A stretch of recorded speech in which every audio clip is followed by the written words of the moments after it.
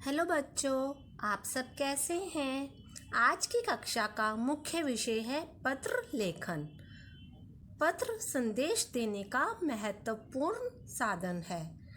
पत्र द्वारा हम अपने विचार दूर बैठे हुए लोगों तक पहुंचा सकते हैं। चाहे आज आप फेसबुक, टेलीग्राम, इंस्टा, व्हाट्सएप के युग में आ गए हो, तब भी इन पत्रों का महत्व कम नहीं हुआ है। आज भी हमें अगर सरकारी दफ्तरों में कोई काम करवाना होता है तो पत्र का ही सहारा लेना पड़ता है। तभी तो आपको स्कूल में पत्र लेखन की कला सिखाई जाती है। बच्चों, जो आप ईमेल लिखते हैं वह भी एक प्रकार का पत्र लेखन ही है। तो चलिए समझते हैं पत्र कितने प्रकार के होते हैं और उसे कैसे लिखा जाता है। बच्चों, पत्र दो प्रकार के होते हैं, औपचारिक पत्र, अनौपचारिक पत्र। औपचारिक पत्र किसी अधिकारी को लिखे जाते हैं। जैसे अगर आप स्कूल में प्रार्थना पत्र देते हो तो आप प्रधानाचार्य जी को पत्र लिखोगे। अगर आवेदन पत्र लिखना है तो वह अधिकारी को लिखा जाता है। नंबर 2, अनौपचारिक पत्र। माता पिता, भाई बहन, रिश्तेदारों, मित्रों को हम कौन सा पत्र लिखते हैं? अनौपचारिक पत्र लिखते हैं। आइए बच्चों, अब हम पत्र लेखन की कला को सीखते हैं, समझते हैं कि पत्र लिखने से पहले हमें किन किन बातों का ध्यान रखना होगा।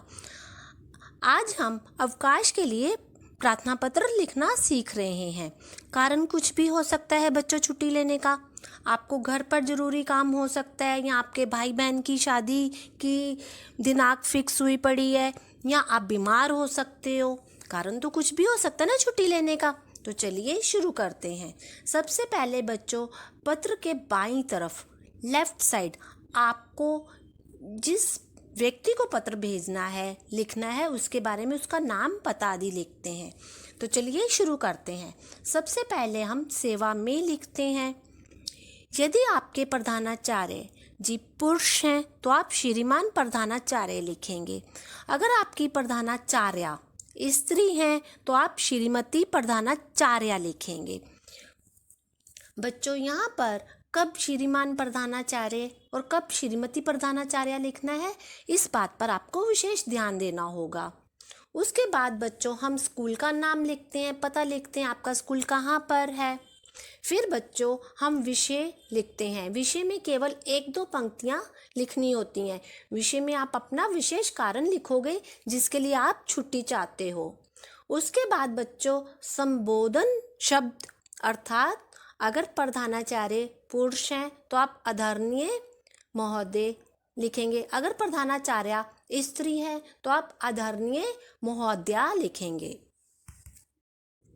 इसके पश्चात बच्चों, हमने विषय को 2 भागों में लिखना होता है।